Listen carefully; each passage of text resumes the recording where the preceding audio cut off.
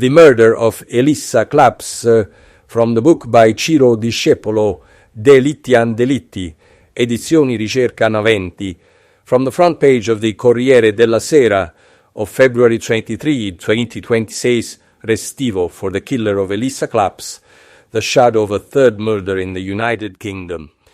It may seem like a suggestion, but there is a ritual, the number 12 by Andrea Pasqualetto, the student killed in Bournemouth, where Elisa's killer lived. The Claps family and the BBC giving a life sentence to another man is a mistake. Restivo's lawyer. Danilo says he has nothing to do with this death. The recurring number 12 is a coincidence. Yet regardless of the number 12, here is why this brutal assassin could also be the author of this third crime. Let us read this grim story from the pages of www.fanpage.te, the murder of Elisa Claps, buried for 17 years in the attic of the church.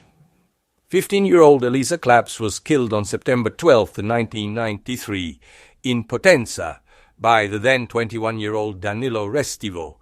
Her body remained hidden for 17 years in the attic of the Church of the Most Holy Trinity until March 17, 2010, while Restivo at large continued to kill women.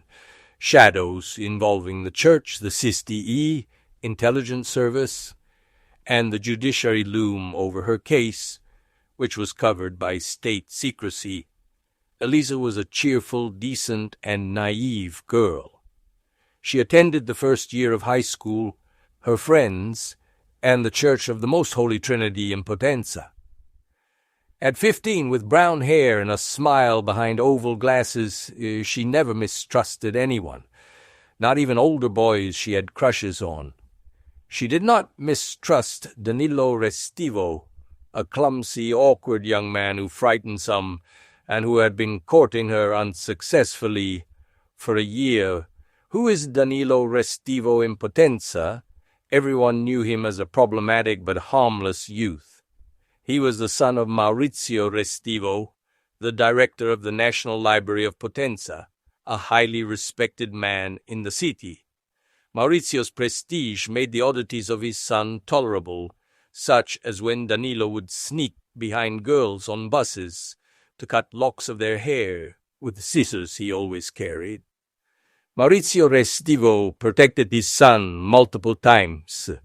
In 1986, when a 14-year-old Danilo was reported for wounding a boy with a knife in a container, and in 1992, when he was reported for stalking university students. To one of them, he sent a music box playing Für Elisa. The appointment in the church, Elisa could not have known all this. On Sunday, September 12, 1993, she agreed to meet him because he wanted to give her a gift. Elisa entered the Church of the Most Holy Trinity with Danilo at around 11:30 a.m.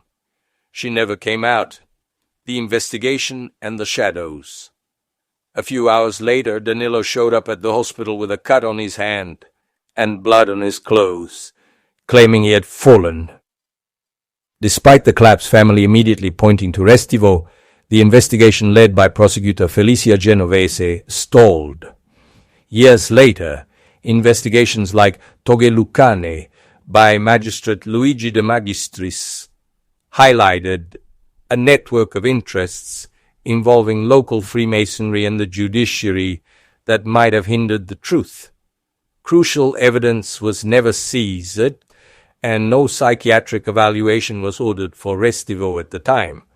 Furthermore, mysterious deaths surrounded the case. The suicide of Digos officer Anna Esposito in 2001, and 3 other witnesses who died in road accidents between 1993 and 2004.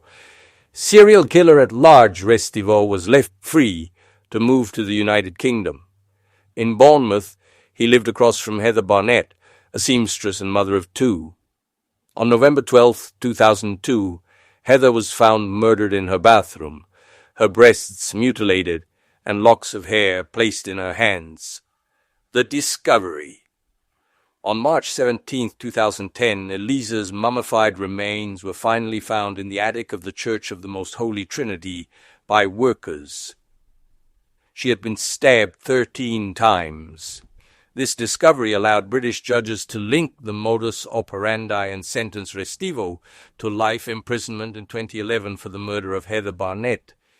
In Italy, he was sentenced to 30 years for the murder of Elisa Claps. The astrological reading. The story of Elisa Claps and Danilo Restivo might seem like a dark version of Little Red Riding Hood. In Restivo's birth chart, we notice a very tight conjunction of Mars, Saturn, and Venus in the 11th house, a position strongly linked to death. This conjunction is in exact opposition to the Moon-Neptune conjunction. As I have mentioned in my books, I consider dissonant aspects with very narrow orbs as indicators of potentially malevolent traits. The Mars-Saturn conjunction in particular points to an inherently wicked nature. On the other hand, Elisa Claps was born with a Venus dominant in Pisces at the ascendant, suggesting a gentle and naive nature, a lamb among wolves. Her second dominant, Neptune, reflects her deep involvement with the church, but also a certain mental confusion that might have led her to that fatal appointment. Being an Aquarius with the Sun and Moon in Aquarius, she embodied openness and trust, which unfortunately made her a potential victim. Regarding the concept of raptus, a sudden fit of rage, I don't agree with the traditional theory. I share the view of psychoanalyst Crepé. Human beings can be fundamentally violent by nature. Bestiality emerges not by a sudden short circuit, but because it reflects one's true disposition. In the solar return, SR, coinciding with the murder, Restivo had Mars in the 12th house, a clear violation of the 34 rules. Additionally, the Neptune-Uranus conjunction in the 6th house and Saturn in the 7th house highlight a malice projected toward others. From the victim's perspective, the configuration was tragic. Her SR ascendant was between the 10th and 11th house, indicating death. A stellium of 6 planets between the 12th and 1st house and Mars between the 6th and 7th house were clear signs of violence suffered. Furthermore, Saturn in the 10th house of the return often signals a tragic end. The astrological analysis of this case was one of the most complex I have faced. Crucial information, such as Restivo's place of birth, was nearly impossible to find online. After extensive research, I discovered his father had moved to Eris, Sicily.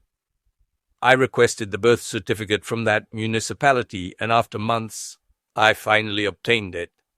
Danilo Restivo was indeed born there on April 3, 1972. Finally, I would like to emphasize that the opinion of an astrologer, even a mediocre one, would have immediately revealed the mystery and identified the killer by name and surname, had the birth data of the main suspects been provided. This is said with moderation but also with firmness, condemning the arrogance of many presumed superior experts. 1. Note. 1. Alberto Sordi in Nanni Lois film detenuto in attesa di giudizio. Superior? Superior to whom?